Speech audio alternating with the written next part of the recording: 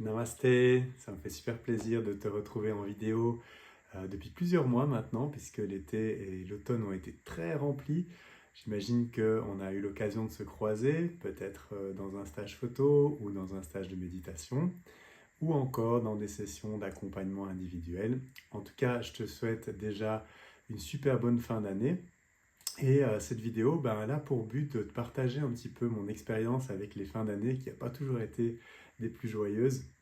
C'est souvent la course, on est parfois un peu malade, comme moi en ce moment, un petit peu à la gorge. Bref, déjà, je te souhaite la santé pour cette fin d'année et pour le début d'année, bien sûr, mais aussi de trouver une manière de passer ce cap qui fasse sens pour toi, une manière qui soit nourrissante, reposante, connectante avec ta famille, avec toi-même. Et aussi, ça m'a amené dans une contemplation autour des cadeaux de Noël.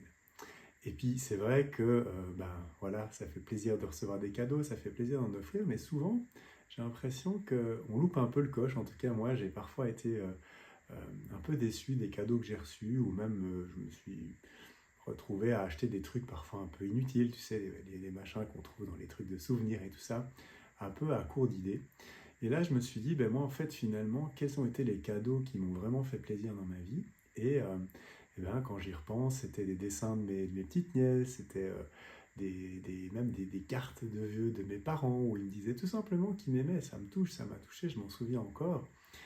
Parfois bien plus que des cadeaux matériellement euh, peut-être plus chers ou plus imposants.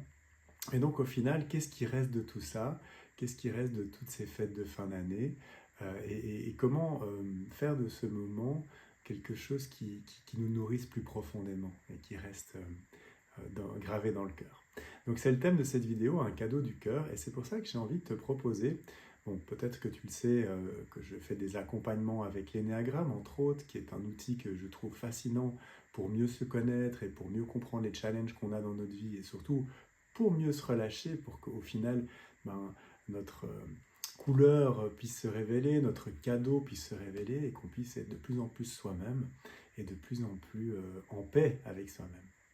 Donc l'énéagramme, c'est un outil que j'adore et j'offre des consultations en individuel avec l'énéagramme, et je me suis dit que peut-être c'était quelque chose que tu voulais t'offrir ou que tu voulais offrir à ta famille, à un ami, à ta compagne. Je fais aussi des accompagnements pour couple avec l'énéagramme, et généralement, c'est ces petits cadeaux qu'on s'offre à soi, c'est des séances, je peux t'en expliquer un petit peu plus si tu le souhaites, je ne vais pas te bombarder d'informations dans cette vidéo, mais si ça t'intéresse, contacte-moi, parce que ça peut être un chouette cadeau original à offrir à toi ou à quelqu'un de proche dans ta famille ou même à ton couple, pour tout simplement démarrer l'année 2025 avec des bonnes bases, des nouvelles inspirations et surtout la joie de continuer à te découvrir et à être de plus en plus toi et de plus en plus bien avec toi. Donc ça, c'est ma proposition.